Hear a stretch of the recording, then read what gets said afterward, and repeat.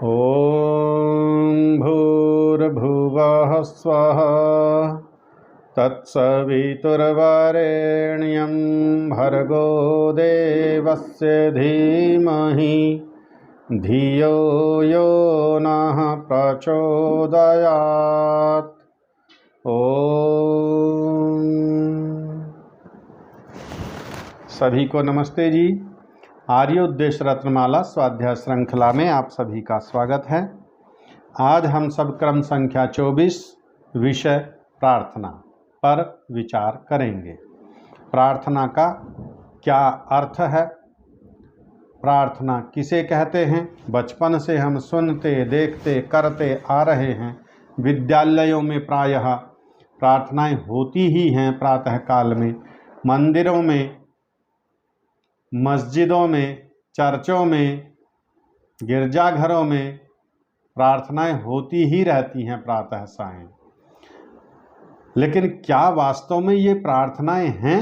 प्रार्थना का अर्थ क्या है? शास्त्र की भाषा में प्रार्थना का क्या अर्थ है? ऋषियों ने प्रार्थना का क्या अर्थ बताया? हमारे जो पूर्वज थे, जो प्रार्थनाएं करते आ रहे हैं सृष्टि के प्रारंभ से, वे प्रार्थनाएं कौन सी हैं, कैसी हैं, किस प्रकार प्रार्थना करते थे? आइए प्रार्थना के विषय में जानने का प्रयास करते हैं। ऋषि लिखते हैं, अपने पूर्ण पुरुषार्थ के उपरांत, ऐसा नहीं पहले बैठ करके बस हाथ जोड़ करके बैठ के प्रार्थना करते रहे। पहले क्या कहा? पूर्ण पुरुषार्थ करें कार्य की सिद्धि के लिए। जो भी कार्य है, जिसके लिए भी हम प्रार्थना कर रहे हैं, पहले आप परिश्रम तो करो, आप उसका प्रयत्न तो करो, पुरुषार्थ तो करो। तो पूर्ण पुरुषार्थ के उपरांत उत्तम कर्मों की सिद्धि के लिए, श्रेष्ठ कार्य की सिद्धि के लिए, और श्रेष्ठ कार्य केवल अपने हित का नहीं होता, सर्वहित का कार्य श्रेष्ठ कार्य है। संसार का उपकार करना इस समाज का मुख्य उद्देश्य, नियम बनाया ऋषि ने आर्य समाज का, तो वो श्रेष्ठ कार्य है। संसार का उपकार करना श्रेष्ठ कार्य है। ऐसे ही अन्य श्रेष्ठ कार्यों के लिए परमेश्वर से व किसी सामर्थ्य वाले मनुष्य का सहायता लेने का नाम प्रार्थना है। आप वेद विद्या के प्रचार प्रसार का सत्र लगाना चाहते हैं, आप उसके लिए परिश्रम कर रहे हैं, पुरुषार्थ कर रहे हैं, परमेश्वर से प्रार्थना भी कर रहे हैं, परमेश्वर हमारी यह प्रार्थना सुन लीजिए। यह जो कार्य है वेद विद्या के प्रचार प्रसार का, यह कार्य आपकी सहायता से सफल हो सकता है। इस कार्य को सफल कराएं परमेश्वर। परमेश्वर से भी प्रार्थना की, आपने योजना सारी बना ली है और उसका पत्रक आदि भी छपवा ली हैं, स्थान भी चयनित कर लिया है, प्रचार प्रसार भी कर रहे हैं। अब 8 दिन शेष रहा है। आपको लगा कि संख्या उतनी नहीं हो पा रही, प्रचार उतना नहीं हो पा रहा। अब परमेश्वर से प्रार्थना करेंगे, मुझे और शक्ति दीजिए, मेरी सहायता कीजिए, मुझे प्रेरणा दीजिए और मुझे सहयोगी दीजिए, संगी साथी दीजिए। फिर आपने सहाय वाले व्यक्ति से, जिसके पास में गाड़ी है, आप उसके पास में गए, आपके पास में गाड़ी है, आपकी सहायता की आवश्यकता है, प्रचार के लिए समय कम है और जाना अधिक लोगों के पास है, आप हमें कृपा अपनी गाड़ी दे दीजिए 8 दिन के लिए, और हो सके तो संभव हो तो हमारे साथ चलिए, आप भी 8 दिन के लिए अपनी गाड़ी ले चलिए, प्रचार कराइए। आपसे प्रार्थना करने के लिए आए हैं, निवेदन करने के लिए आए हैं। और जो धार्मिक व्यक्ति होगा वो धर्म के लिए कदापि मना नहीं करेगा, चलो जी मैं भी चलता हूं, तो फिर उसको भी ले लो, तो फिर उसको भी बुला लो। इस प्रकार से सहायता मिलनी प्रारंभ हो जाती है। इसका नाम प्रार्थना है, श्रेष्ठ कार्यों की सिद्धि के लिए।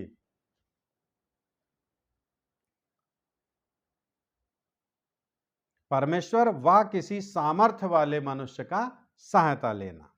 व्याख्या, श्रेष्ठ कर्म की सिद्धि के लिए सर्वप्रथम अपना पूर्ण पुरुषार्थ कर लें।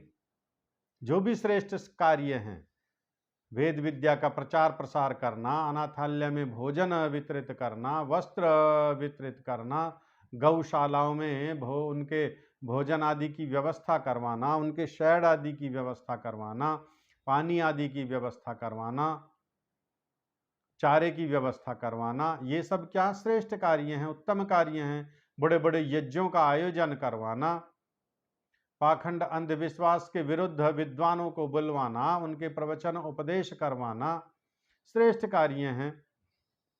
तो उसके लिए अपना पूर्ण पुरुषार्थ कर लें।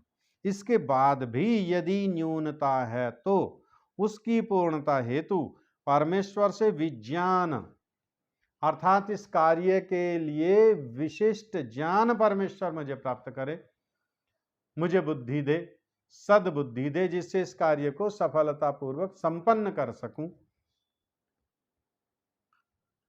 विज्ञान आदि के लिए याचना करना, ज्ञान भी हो, बुद्धि भी हो, बल भी हो, धन भी हो, सारी चीजें चाहिए।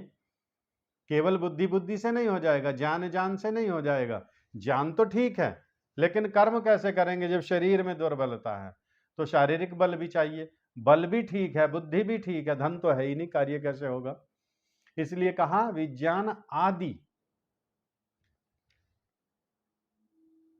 के लिए याचना करने का नाम, अथवा उसे पूर्ण कर सके ऐसे मनुष्य की सहायता प्राप्त करने के लिए याचना करने का नाम प्रार्थना है। इसी का नाम तो प्रार्थना है। हाथ जोड़ करके बैठ जाना और हे परमेश्वर मुझे पास कर देना, हे परमेश्वर मुझे पास कर देना, हे परमेश्वर मुझे पास कर देना। एक बालक प्रार्थना कर रहा है, पढ़ने में उसका मन नहीं लग रहा, पुस्तक उठा करके वो देख नहीं रहा, प्रार्थना खूब करता है। इसका नाम प्रार्थना नहीं है, ये प्रार्थना नहीं है।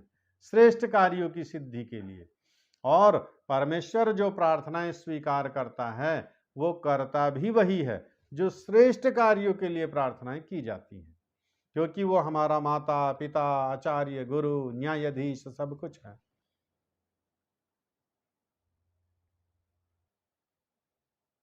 अब उसके सामने प्रार्थना कर रहे हैं, वो तो सर्वज्ञ है, वो तो हमारा हित हित जानता है।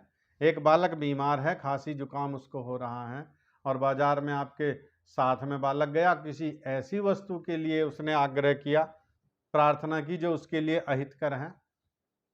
माता पिता क्यों मानेंगे ऐसी प्रार्थना को? नहीं मानते। चलो आगे चलते हैं, चलो बाद में दिलवा देंगे, चलो अब वहां से ले लेंगे, चलो यहाँ से ले लेंगे। लेकिन माता जानती है, पिता जानता है ये वस्तु उसके लिए हानिकारक है, नहीं दिलवाएंगे। परमेश्वर ऐसी प्रार्थना स्वीकार नहीं करेगा जो स्वार्थ के वशीभूत होकर के हम करें। या आप किसी से ऐसी प्रार्थना करें कि चलो भाई अमुक व्यक्ति के यहाँ चोरी करके लाएंगे, मुझे चोरी करके लाना है और वहाँ सामान बहुत है, चलो थोड़ा सा तुम भी मेरी सहायता कर देना, तुम भी वो थोड़ा सामान सर पर रख करके ले आना। कौन सुनेगा ऐसी प्रार्थनाओं को? नहीं भाई नहीं, मैं नहीं जाऊंगा तुम्हारे साथ, तुम ही जाओ ऐसे कार्य में। और जो श्रेष्ठ कार्य है, जो धर्म का कार्य है, जो सर्वहित का कार्य है, उसके लिए बहुत सारे से वो सहयोगी मिल जाएंगे, और उनसे जब हम याचना करते हैं उसी का नाम प्रार्थना है। तो श्रेष्ठ कार्य की सिद्धि के लिए परमेश्वर से प्रार्थना करते रहें, श्रेष्ठ व्यक्तियों से, सामर्थ्य वाले व्यक्तियों से सहायता करते रहें, और श्रेष्ठ कार्यों को हम बढ़ाते रहें। ऐसी प्रार्थना हम सब करते रहें जो सत्य प्रार्थना हो। सभी का धन्यवाद, सभी को नमस्ते।